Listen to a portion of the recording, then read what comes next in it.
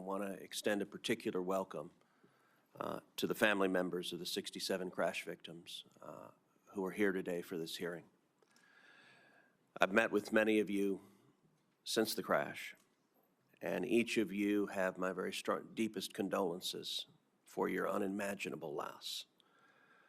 The crash involving American Airlines Flight 5342 and the Army Black Hawk helicopter was preventable. It didn't have to happen.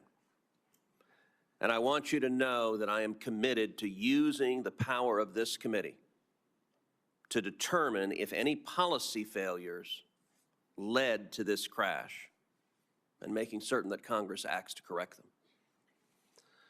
This accident marks the first time a commercial crash in the United States has led to mass fatalities in over 15 years. While America's national airspace system has kept Americans safe for decades, this critical juncture shows that more action must take place to enhance the safety of our system. The hearing today will examine the factors leading up to the mid-air collision 300 feet above the Potomac River. Whether the Army's practice of disabling ADS-B out is a glaring safety concern. Whether the FAA missed warning signs with thousands of instances where helicopters and commercial aircraft at DCA came too close to colliding.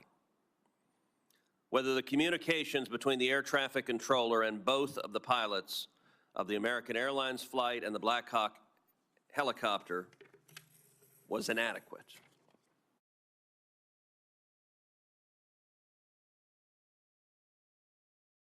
For them so they don't have to endure the grief and loss that each of you is enduring. It is my hope that we can spend the coming months in the wake of this tragedy working seriously to plug safety gaps and to ensure that an accident of this magnitude never happens again. Thank you.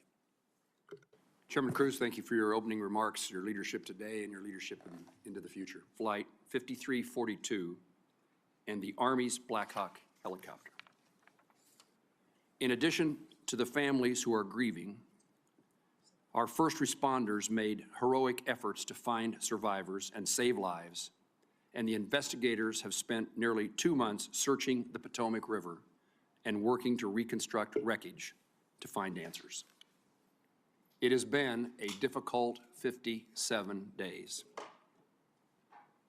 67 lives that were lost on January 29th were taken prematurely in an accident that, by all indications, should have been avoided. Now, the families of these victims, the Federal Aviation Administration, the National Transportation Safety Board, the U.S. Army, and Congress are tasked with how